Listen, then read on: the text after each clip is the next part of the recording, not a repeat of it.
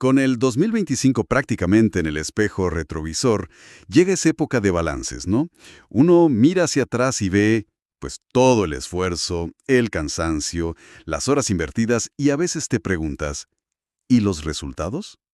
Justo para ese sentir, nos llegó un material fascinante.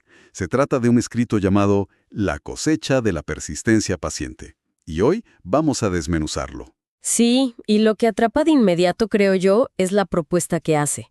Es bastante audaz. Totalmente. Su misión es fusionar dos mundos, que, a ver, a primera vista, no parecen muy compatibles. Para nada. La sabiduría espiritual del Salmo 126 de la Biblia y los principios de éxito, muy terrenales, muy pragmáticos, del legendario Napoleon Hill. La idea es desarmar la metáfora central que propone, la de sembrar y cosechar. Exacto. La premisa del texto es que todo ese trabajo del 2025, incluso el que se sintió frustrante o invisible, no fue en vano, fue una siembra. Pero aquí es donde se pone interesante el análisis, porque el texto nos obliga a preguntarnos si la fe que pide un salmo puede convivir con la tenacidad casi obsesiva que predica Hill. Vamos a explorar qué significa sembrar con lágrimas en el siglo XXI y si esa promesa de segar con regocijo es espiritual, material o ambas cosas. Esa es la pregunta clave que nos guiará. ¿Cómo se mantiene la motivación cuando los frutos del esfuerzo no se ven? ¿Y cómo reconciliamos la idea de confiar en un proceso, digamos, divino, con la de tomar control absoluto de nuestro destino? Vamos a meternos de lleno en este enfoque. Bien, vamos al corazón del argumento. El texto se ancla en el Salmo 126, versículo 5. Los que sembraron con lágrimas, con regocijo segarán. Es una imagen poética, milenaria. Pero inmediatamente después la fuente hace un salto mortal y la conecta con Napoleon Hill. ¿Cómo justifica esa unión? Y aquí es donde el texto hace su jugada más audaz. Quizás hasta polémica, ¿eh? Conecta ese pasaje bíblico que habla de fe, de una especie de entrega a un ciclo mayor, con un concepto muy pragmático de Hill, la persistencia. La famosa persistencia de Hill. La misma.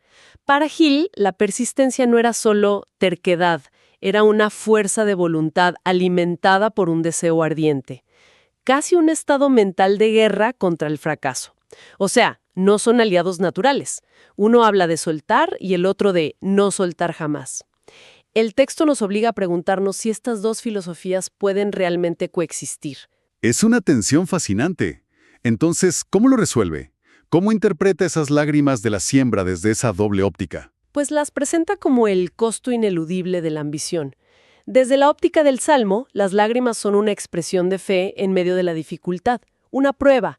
Desde la óptica de Hill, son el sudor, la frustración, el agotamiento que pagan el precio del éxito. El texto funde ambas y dice, ese dolor, ya sea que lo veas como prueba de fe o como inversión de esfuerzo, es temporal y tiene un propósito, es el abono. La promesa no es que no habrá dolor, sino que ese dolor se va a convertir en alegría. Me viene a la mente una frase del texto que intenta visualizar esto. Dice, la semilla trabaja bajo tierra en silencio. Creo que eso conecta con una frustración muy moderna, la del trabajo invisible. Totalmente. Pienso en los programadores que pasan meses escribiendo un código que nadie ve, o en un emprendedor preparando un lanzamiento durante un año. Desde afuera no pasa nada, pero por dentro se está construyendo una catedral. Exacto. Y el texto va más allá. No solo dice que ese trabajo silencioso dará frutos, sino que revaloriza la frustración misma. Afirma que las lágrimas de frustración no son un desperdicio, sino que son transformadas en perlas de sabiduría. La idea es que cada error, cada puerta cerrada, cada momento de duda es un dato, es información que refina la estrategia. Así, la lucha no es solo un peaje que hay que pagar, sino parte del mecanismo que asegura el éxito. Entiendo la intención y es un mensaje poderoso, pero ¿no roza un poco la positividad tóxica? ¿Qué le diría este texto a alguien que siente que una experiencia fue genuinamente destructiva y no le enseñó nada más que dolor? ¿Todo sufrimiento es útil? Es una pregunta excelente y es el punto débil de este tipo de filosofías, la verdad. El texto no lo aborda directamente, pero si leemos entre líneas, la clave parece estar en la intencionalidad. La siembra implica un acto voluntario hacia un objetivo. El texto parece referirse al sufrimiento que se elige como parte de un proceso para alcanzar una meta, no al sufrimiento aleatorio o impuesto. Es la diferencia entre el dolor del gimnasio y el dolor de una enfermedad. Solo el primero es una siembra en este contexto. Aún así, es una distinción que el texto debería haber aclarado más. Esa distinción es crucial y me lleva a la mentalidad necesaria para sostener este proceso. Si la acción es la siembra, la mente es el terreno. El texto aquí lanza una advertencia que parece escrita para hoy. No te compares con la cosecha ajena. Cada semilla tiene su propio tiempo de maduración. Y es más profundo que el típico consejo de no mires las redes sociales, ¿eh? Lo vincula a un concepto que llama paciencia estratégica. La define como saber esperar sin desesperar. Paciencia estratégica. Me gusta. De nuevo, aquí se ve la fusión. La paciencia es una virtud casi espiritual, pero al añadirle estratégica, la convierte en una herramienta activa. No es sentarse a esperar, es entender, como diría Hill, que el tiempo es un ingrediente. No puedes sacar el pastel del horno a la mitad solo porque tienes hambre. La paciencia estratégica es confiar en el proceso que tú mismo pusiste en marcha. Entonces, si la paciencia es estratégica, necesita combustible. No es solo aguantar en silencio. Aborda el texto cómo se alimenta esa paciencia para que no se agote. Sí, y lo hace con otra metáfora muy potente. La esperanza es la lluvia que nutre tu semilla mental. Sin esperanza, la semilla se seca. Propone la idea de mantener la mente hidratada con pensamientos de fe. No se trata solo de soportar, sino de alimentar activamente la visión del resultado. Y aquí es donde volvemos a la tensión inicial. Para el Salmo, esa fe es en Dios. Para Hill, es una fe inquebrantable en uno mismo y en los propios planes. El texto astutamente no elige. Te deja usar la fuente de fe que más te resuene. Lo que me lleva a una preocupación. Esta idea de sembrar con lágrimas y tener una fe inquebrantable suena heroica, pero también agotadora. ¿No hay un riesgo real de burnout aquí? ¿Dónde está la línea entre la persistencia admirable y la terquedad dañina? Absolutamente. Es una visión muy optimista la del texto. Si la contrastamos con la literatura sobre el síndrome de agotamiento o burnout, muchos psicólogos advertirían que esta filosofía, sin límites claros, puede ser una receta para el desastre. La persistencia de Hill, si se saca de contexto, puede llevar a alguien a seguir invirtiendo en un proyecto fallido hasta la ruina. Claro. El texto no aborda cuándo es sabio abandonar la siembra, cuándo el terreno es infértil y hay que moverse a otro campo. Esa es una omisión importante. Se enfoca tanto en el cómo seguir que olvida el cuándo parar. Y creo que ahí la autodisciplina, otro concepto de Hill que menciona el texto, juega un papel de doble filo. El escrito dice que la autodisciplina es lo que crea a los campeones, porque te hace seguir sembrando incluso cansado. Pero yo matizaría eso.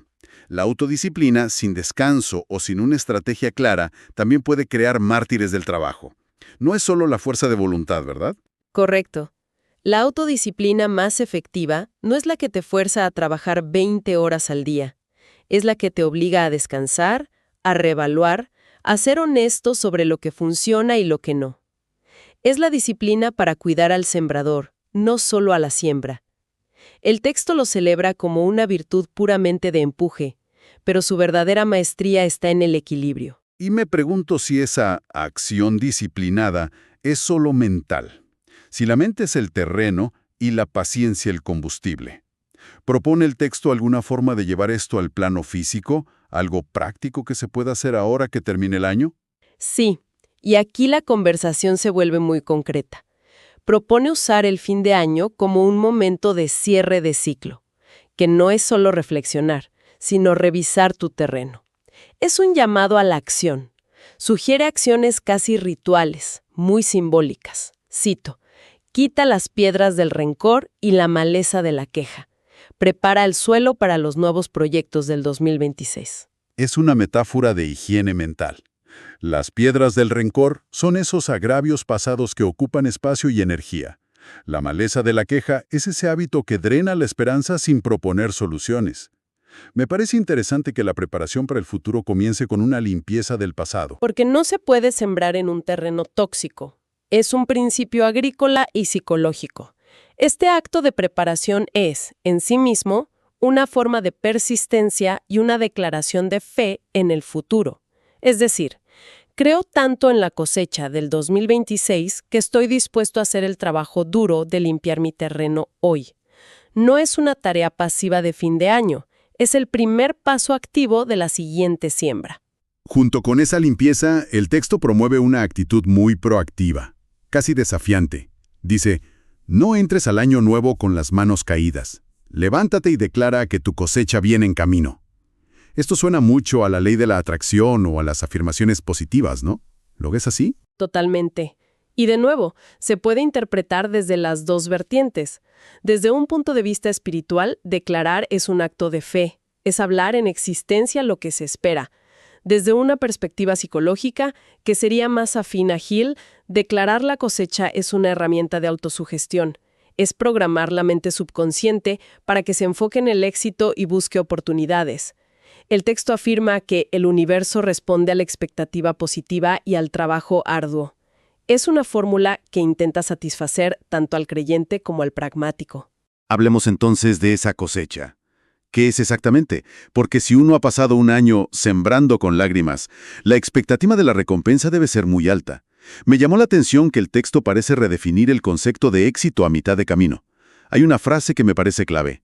Aunque la meta no esté completa, tu carácter ha crecido. Esa es tu primera y más importante cosecha. Y ese es un punto crucial. Amplía por completo la definición de éxito para proteger al individuo de la decepción. Si la cosecha fuera solo el $1.000.000 o el ascenso, y no llega, todo el proceso se percibe como un fracaso. Pero si la cosecha es también la resiliencia, la sabiduría, la disciplina adquirida, entonces es imposible fracasar del todo.